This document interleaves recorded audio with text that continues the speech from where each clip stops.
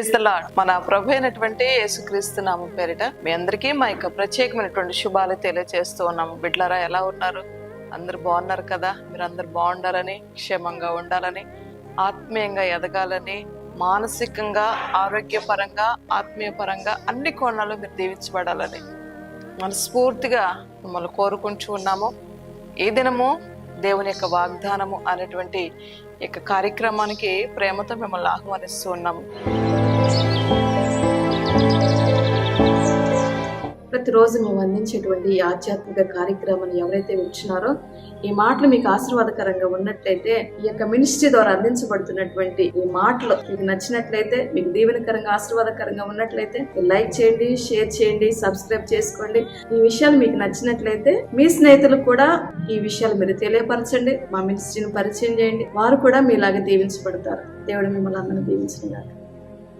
ఈరోజు దేవుడు మన కొరకు ఏం సిద్ధం చేశాడో ఆ మాటను మనం చదువుకుందాం. ఇర్మియా గ్రంథము 15వ అధ్యాయము 15వ వచనాన్ని మనం చదువుదాం. యెహోవా, నా శ్రమ నీకు తెలిసి ఉన్నది, నన్ను జ్ఞాపకం చేసుకో అంటున్నాడు అనమాట. చూడండి, ఇక్కడ ఈ మాట మనం గమనించినట్లయితే, ఒక బాధలో ఉండి, ఒక వేదనలో ఉండి, ఒక దుఃఖకరమైన పరిస్థితిలో ఉండి దేవునితో విన్నవించుకుంటూ ఉన్నాడు. దేవునితో తన సమస్య చెప్పుకుంటూ ఉన్నాడు. దేవునితో తన బాధ చెప్పుకుంటూ ఉన్నాడు. దేవునితో తన గోడు చెప్పుకుంటూ ఉన్నాడు. ఈరోజు ఒక భక్తుడు దేవునితో తన సమస్య చెప్తూ, నన్ను జ్ఞాపకం చేసుకో ప్రభు అంటున్నాడు అనమాట. తన సమస్య దేవునితో చెప్పుకుంటూ నన్ను జ్ఞాపకం చేసుకో అంటున్నాడు అనమాట. ఈరోజు నువ్వు కూడా నువ్వే సమస్యలో ప్రయాణిస్తున్నావో, ఏ సమస్య నీ ముందు ఒక కొండలాగా కనిపిస్తూ ఉందో, ఏ సమస్య నీ ముందు ఒక ప్రాబ్లమాటిక్ గా కనిపిస్తూ ఉందో, ఆ సమస్య దేవుడు చూస్తున్నాడు. నువ్వు పడే శ్రమ కూడా దేవుడు చూస్తున్నాడు. మానసికంగా నువ్వు ఎలా కుమిలిపోతూ ఉన్నావో, మానసికంగా ఎలా నలిగిపోతూ ఉన్నావో, మానసికంగా ఏ విధమైనటువంటి టార్చర్ నువ్వు అనుభవిస్తూ ఉన్నావో, నీ శ్రమ అంతా కూడా దేవుడు చూస్తున్నాడు తెలుసా. నువ్వు ఆఫీస్లో చేసే నీ బాస్ ద్వారానా, లేదా నీ భార్య ద్వారానా, నీ పిల్లల ద్వారానా, నువ్వు చేసేటువంటి వ్యాపారంలోనా, లేకపోతే ఎదుట వ్యక్తులు, మరి ఇరుగు పొరుగు వారి ద్వారా ఏ రకంగా నువ్వు శ్రమ అనుభవిస్తూ ఉన్నావో, అనారోగ్యం అనేటువంటి శ్రమ, అప్పుల బాధ అనేటువంటి శ్రమ, పిల్లల ద్వారా శ్రమ, ఇలా భయంకరమైనటువంటి శ్రమలు ఈరోజు ప్రతి ఒక్క వ్యక్తి ఏదో ఒక రూపాన శ్రమ పడవలసి వస్తూ ఉన్నదనమాట. శ్రమ అనుభవిస్తూ ఉన్నారనమాట, బాధపడుతూ ఉన్నారనమాట. ఇశ్రాయేలు యొక్క ప్రజల జీవితంలో మనం గమనించినట్లయితే ప్రతిరోజు కూడా భయంకరమైనటువంటి శ్రమలు వారి జీవితాలు అనుభవించారు. ఫరో వారిని బాగా ఇబ్బంది పెట్టేవాడు, బాధ పెట్టేవాడు. అలాంటి పరిస్థితుల్లో వారు దేవునికి మొరపెట్టినప్పుడు వారి శ్రమ, వారి మూలుగులు, వారి నిట్టూర్పులు దేవుడు విన్నాడంట.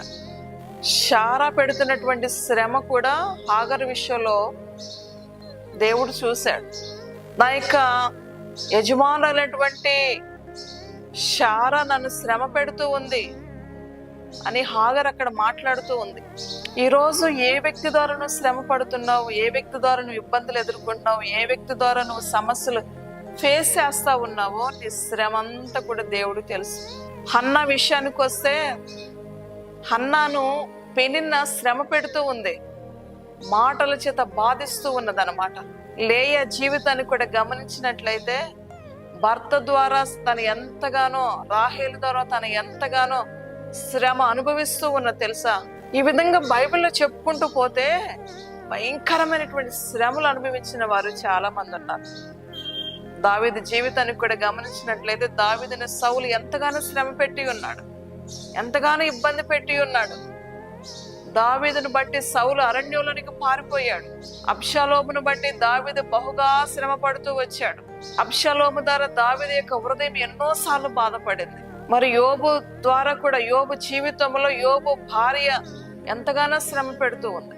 ఇలా చెప్పుకుంటూ పోతే భయంకరమైనటువంటి శ్రమలు వారు అనుభవించారు, భయంకరంగా వారు వేదన అనుభవించారు. అలాంటి పరిస్థితిలో దేవుడు వారికి తోడుగా ఉన్నాడు తెలుసా. యోసేపు కూడా ఎన్నో శ్రమలు పడుతూ వచ్చాడు. చేయరానటువంటి తప్పు చేసావని చెప్పేసి అతన్ని తీసుకెళ్లి చెరసాల్లో వేశారు. ఇలా ఫరో భార్య ద్వారా అతను శ్రమ పడుతూ వచ్చాడు. ఇలా మనం బైబిల్లో పరిశుద్ధ గ్రంథంలో చూస్తే ఒక వ్యక్తి ద్వారా ఇంకొక వ్యక్తి శ్రమ పడటం అనేది ఎన్నో రకాలైనటువంటి శ్రమలు వారు అనుభవించారు, కష్టాలు అనుభవించారు, బాధలు అనుభవించారు అనమాట.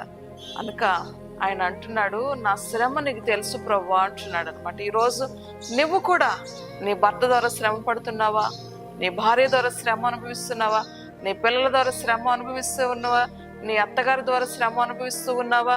కోర్టు ద్వారా శ్రమ అనుభవిస్తూ ఉన్నారా? పోలీస్ స్టేషన్ల వల్ల మీరు శ్రమలు పడుతూ ఉన్నారా? ఏ సమస్య, ఏ ప్రాబ్లం చేత మీరు శ్రమల గుంట ప్రయాణిస్తూ ఉన్నారు? నీ శ్రమ అంతా కూడా దేవుడు చూస్తూ ఉన్నాడు అన్న సంగతి నువ్వు మర్చిపోవద్దు. దేవుని బిడ్డ, నువ్వు శ్రమ పడుతూ ఉంటే ఆయన మౌనంగా ఉండేవాడు కాదు తెలుసా. నువ్వు బాధపడుతూ ఉంటే ఆయన మౌనంగా ఏమాత్రం ఉండడు అనమాట. నీ శ్రమ నీతో పాటు బాధ కూడా ఆయన అనుభవిస్తూ ఉంటాడు. ఆయన నీలాగే నాలాగే శరీరధారుడిగా ఈ లోకంలో జన్మించి ఉన్నాడు. ఆయన కూడా ఏడ్చిన సందర్భాలు ఉన్నాయి, ఆయన కూడా బాధపడిన సందర్భాలు ఉన్నాయి. ఈ లోకంలో ఎన్నో రకాలైనటువంటి శ్రమలు అనుభవిస్తూ వచ్చాడు. పరిసయ్యులు, శాస్త్రులు, సద్దుకాయలు ఎప్పుడు కూడా ఆయన బాధ పెట్టేవారు, ఎప్పుడు కూడా ఇబ్బంది పెట్టేవారు అనమాట.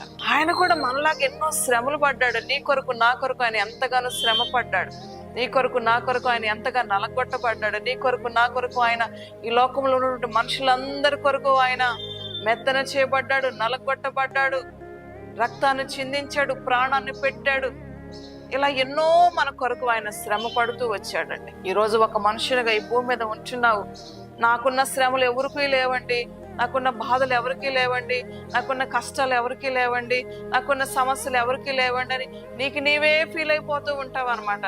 నీలాగా బాధపడేవారు చాలా మంది ఉన్నారు, నీలాగా ఇబ్బంది పడేవారు చాలా మంది ఉన్నారు, నీలాగా శ్రమ పడేవారు చాలా మంది ఉన్నారు. నువ్వు అక్కడవే అనుకుంటావు, ఈ లోకంలో నాకే ఎందుకు ఈ శ్రమ, నాకే ఎందుకు ఈ బాధ, నాకే ఎందుకు ఈ దుఃఖము, నా కుటుంబానికే ఎందుకు ఈ శ్రమలు, నా కుటుంబానికే ఎందుకు ఈ బాధలు, నా ఇంట్లోనే ఎందుకు ఈ యొక్క పోరాటాలు, ఆరాటాలు అని చెప్పి నువ్వు బాధపడుతూ ఉంటావు తెలుసా.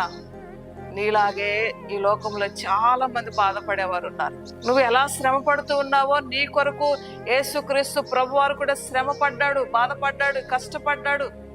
నీ కొరకు ఆయన ప్రాణాన్ని క్రయంగా చెల్లించి ఉన్నాడు తెలుసా. కనుక నువ్వేం చేయాలో తెలుసా, దేవా నేను ఎలాంటి శ్రమ అనుభవిస్తున్నావో నువ్వు చూస్తున్నావు కాబట్టి నువ్వు కూడా నన్ను జ్ఞాపకం చేసుకో ప్రభు. నువ్వు ప్రార్థన చేయాలి. నువ్వు కూడా దేవుని దగ్గరకు వచ్చి, నా ప్రభు నా శ్రమ నీకు తెలుసు అయ్యా, నా కష్టం నీకు తెలుసు, నా బాధ నీకు తెలుసు, నా ఇబ్బంది నీకు తెలుసు నాయన. ఆ భక్తుని ఎలా జ్ఞాపకం చేసుకున్నావో నన్ను కూడా జ్ఞాపకం చేసుకో ప్రభా, నన్ను కూడా జ్ఞాపకం చేసుకో ప్రభా, నా పరిస్థితి కూడా జ్ఞాపకం చేసుకో ప్రభా, నా శ్రమ జ్ఞాపకం చేసుకో ప్రభా అని నువ్వు అడిగినప్పుడు ఆ శ్రమలో నుండి, ఆ బాధల నుండి, ఆ ఇరుకులో నుండి, ఆ ఇబ్బందులో నుండి, ఆ బలహీనతల నుంచి, ఆ శ్రమకరమైనటువంటి పరిస్థితుల్లో నుంచి నిన్ను బయట పడేసేవాడు ఆ యేసుక్రీస్తు ప్రభువారు మాత్రమేనండి. ఎంతో మంది భక్తులను ఆయన జ్ఞాపకం చేసుకున్నాడు, నిన్ను కూడా జ్ఞాపకం చేసుకుంటాడు, నీ పరిస్థితిని కూడా జ్ఞాపకం చేసుకుంటాడు, నీ కుటుంబాన్ని జ్ఞాపకం చేసుకుంటాడు. దేవుడు మర్చిపోయాడేమో అనుకుంటూ ఉన్నావేమో, ఆయన మర్చిపోలేదు తెలుసా. ఆయన జ్ఞాపకంలో ఎప్పుడు కూడా నువ్వు ఉండేవాడు. మనుషులు జ్ఞాపకం ఉంచుకోరు, కానీ దేవుడు నీ జ్ఞాపకాలన్నీ కూడా దేవుని దగ్గర ఉంటాయి అన్నమాట. ఆయన నీ జ్ఞాపకంలో ఉంచుకునేవాడు.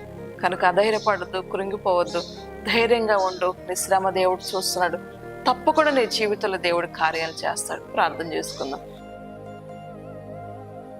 ప్రేమ కలిగిన మా తండ్రి, దయగలిగిన యేసయ్యా నీకు వందనాలు. ఈరోజు నువ్వు ఏదైతే మాట్లాడి ఉన్నావో ఈ శ్రేష్టమైన మాటలను బట్టి నీకు వందనాలు చెల్లిస్తున్నాను. ఈ మాటలన్నీ దీవించండి. ఈ వాగ్దానపూర్వకమైన మాటలు ఎవరు వింటున్నారో అట్టి బిడ్డలందరినీ ధైర్యపరచండి, ఓదార్చండి, బలపరచండి ప్రభా. కురింగిన వారు లేవనెత్తండి ప్రభా, నీకు వందనాలు చెల్లిస్తున్నాను. దేవా వారిని జ్ఞాపకం చేసుకో, వారి పరిస్థితిని జ్ఞాపకం చేసుకో, వారి కన్నీరు తొడవండి, శ్రమల నుండి విడిపించండి, పరిస్థితుల నుండి విడిపించండి ప్రభా. దయచేసి క్లిష్టకరమైన పరిస్థితులు ఏమైనా ఉన్నట్లయితే అవన్నీ తొలగించి ప్రభా, గొప్ప కార్యాలు వారి జీవితాలు జరిగించి మీ నామానికి మహిమ తెచ్చుకోమని, ఈ మాటలు వించిన వారందరినీ కూడా దీవించి బలపరిచి సహాయం చేయమని యేసు నామమును బట్టి అడిగి వేడుకుంటున్నాను తండ్రి, ఆమేన్.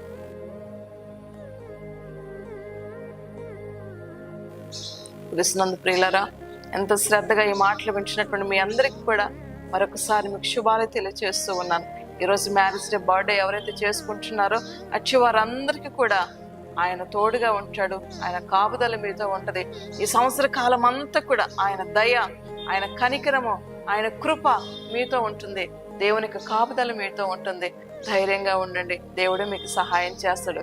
మరొక వీడియోలో మనం కలుసుకుందాం. అప్పటి వరకు ఆయన సమాధానం మనందరికీ తోడై ఉండును గాక. ఆమేన్.